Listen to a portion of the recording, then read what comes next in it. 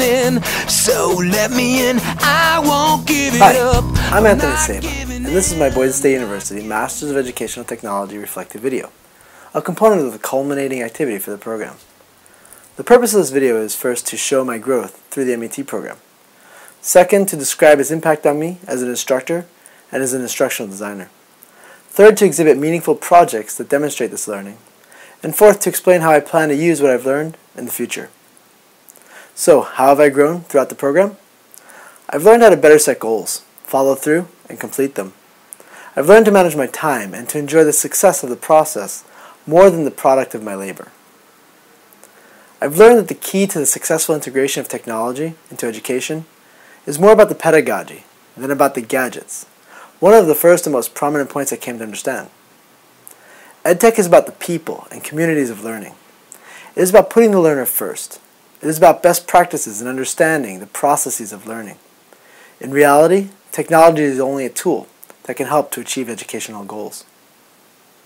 Boise State's EdTech program helped me to become a better educator. First, by placing an emphasis on theory and research in the processes of designing, developing, and implementing instruction. Also, teaching of instructional design models and the learning theories they are based on, not only through reading, discussion, and reflection, but most importantly through active development of instruction for simulated and real educational environments. Third, through instruction on the use of technological tools for facilitation of learning for genuine learning contexts. This was done so for real-world application based on theory, research, and principles of design. I've learned to use more tools for designing, developing, and facilitating instruction than I ever imagined I would.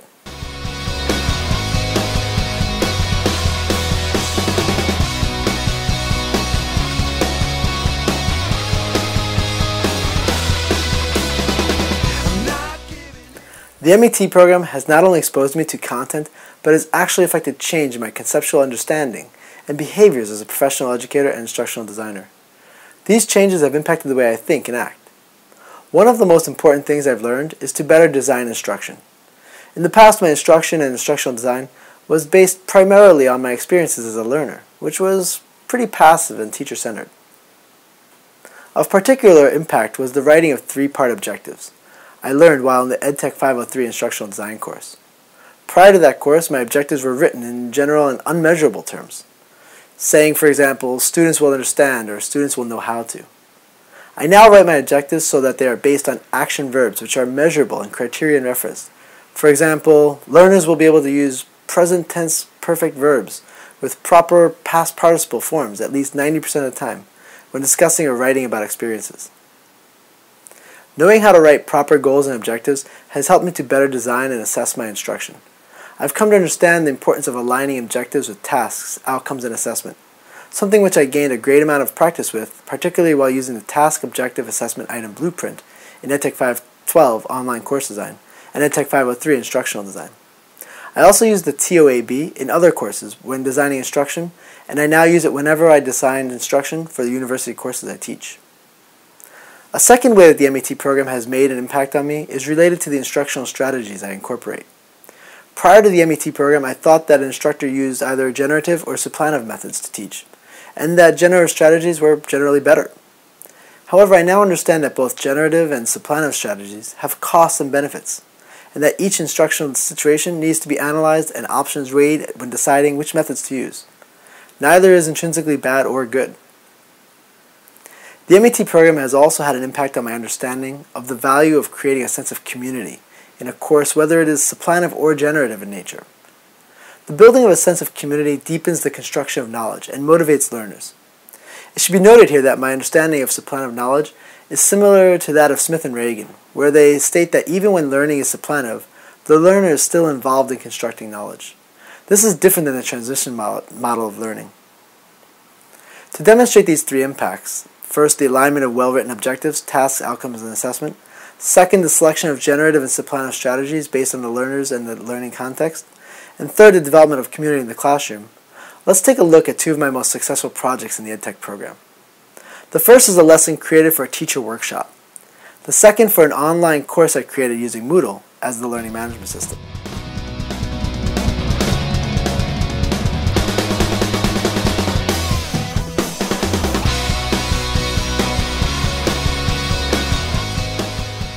The workshop I created was for EdTech 503. I decided to create a workshop on the use of Windows Movie Maker and YouTube for digital storytelling.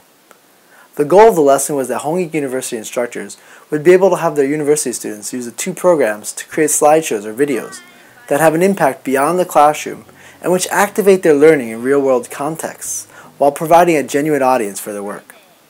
Moreover, feedback from the instructor and classmates would help to build a sense of social presence by extending the community of learners beyond the classroom while building on their existing knowledge and connecting what they learn in the classroom to personal experiences. The instructors would also be able to use the videos for assessment purposes. This site has 4 main pages.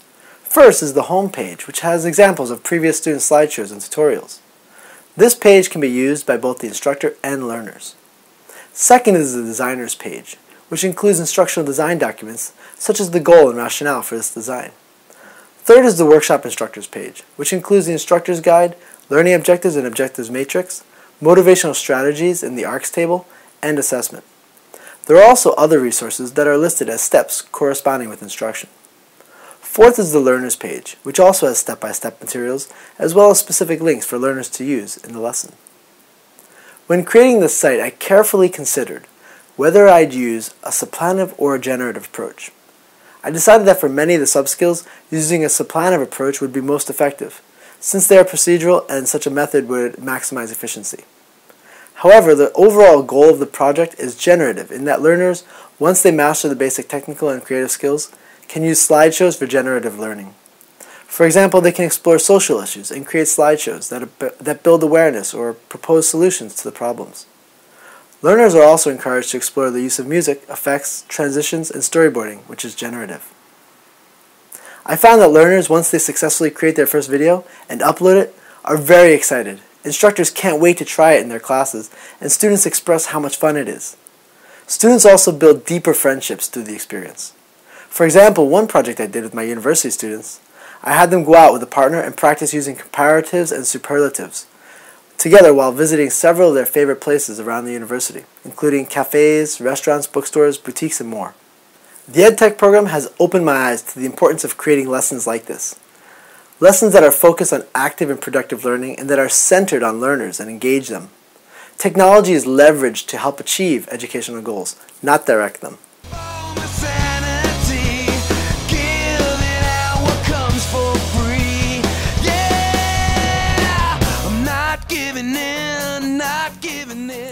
The second artifact that I'd like to present that demonstrates my learning in the EdTech program is the Moodle course I created in the EdTech 512 online course design course with Dr. Dolly. The artifacts from this course can be broken into 3 categories. The project plan website, which showcases the instructional design of the course, the Moodle site itself, which is the learning environment for the course, and the content of the Moodle site, including lesson plans, lesson materials, and assessment. The project plan website contains all the documents that were created in the design of the Moodle course. In designing the site, I included the login directly to the Moodle course. The development of the course was based on the web-based instructional design model of Davidson, Shivers, and Rasmussen. I really like this model because it is iterative and places evaluation planning at the beginning of the design cycle. One reason I enjoyed this class so much was because I was taking it at the same time as the EdTech 503 instructional design course. This gave me a chance to practice implementing the instructional design skills I was learning for a real-world course that I would really teach. I also got to put into practice all the stages of ADDIE. I started with a project plan proposal, followed by a front-end analysis. I then did an evaluation planning, which was followed by concurrent design. In the concurrent design stage, I used the TOAB matrix to align tasks, objectives, outcomes, and assessment. This had a major impact on me as an instructor and gave me plenty of practice for writing and aligning objectives. Learning to cluster them into modules also helped me to envision the teaching chunks that I would implement in the course.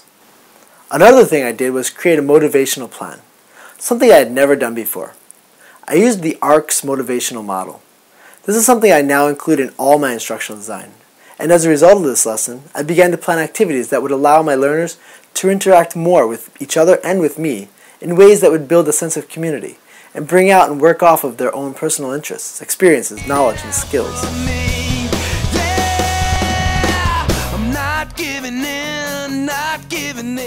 The Moodle site is something I'm really proud of. I installed Moodle on my own hosted server here in Korea, which wasn't as difficult as I thought it would be, after I surmounted a few small problems. I chose a theme for the Moodle course and used the skills I learned in EdTech 502 to change the CSS and HTML so as to customize it. I also selected blocks based on my learning in EdTech 504 about communities of learning, social presence, and constructivist learning. I included blocks for discussion, reflection, chatting, and communicating. This course required the development of 5 lesson plans. In developing the lesson plans, I focused on balancing supplantive learning strategies with generative strategies. Supplantive strategies were used to help learners to develop skills related to grammar, reading, listening, and pronunciation. Examples of this include the listening activities, listening quizzes, and syllable quizzes on the site. I also used generative strategies by having learners interact together to describe their weekends and hold conversations together. The vocabulary glossary is also a place where learners construct their own knowledge by working together to identify problem words, find their meanings, and generate examples. A class wiki was also created, where learners would analyze text together to generate meaning. I implemented the Moodle course in the spring of 2010 as a hybrid course at Hongik University. I used many of the features that I originally built into the course and added many more. I added a class picture to the site in order to generate a sense of community. I also added several more forums for discussion. For example, we did a reading on personality types. Following the reading, learners did an online personality test, shared their results with the class online, and then discussed it in class, predicting the personality types of their classmates based on their knowledge of each other. The Moodle course was extremely successful. It helped to extend the learning beyond the classroom, provided a place for accessing materials and supplanting learning, as well as a place for conversing, sharing, and generating knowledge. About halfway through the course, I added the chat block, and this proved to be especially popular. Being on the main page, it caught the attention of learners. Also, since it was limited to short text, learners were not intimidated by large forms where much writing might be expected. These 2 projects are only 2 examples of the huge amount of learning I experienced thanks to the MET program. As I've demonstrated in these 2 examples, I now know how to state and align objectives, select between and include both supplantive and generative strategies based on the needs of the learners and the context. And I know how to focus on the creation of community for the enhancement of social construction of knowledge. I won't give it up.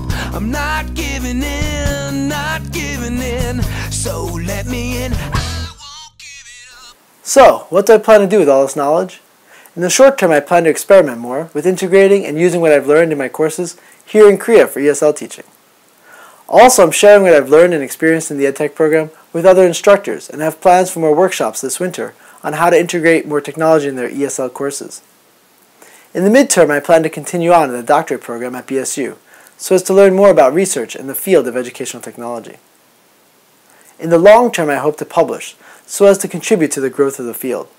I also hope to facilitate the use of technology in education by teaching teachers and designing experimental units of instruction. I am particularly interested in the potential of using mobile technology in virtual worlds, especially if they can be combined. I'm also greatly interested in the implications that technology and distance learning will have on education and the development of models and frameworks for future learning. The EdTech program has been one of the most challenging and fruitful experiences of my life, and I have many classmates and instructors, advisors, and staff to thank for that. Thank you for watching.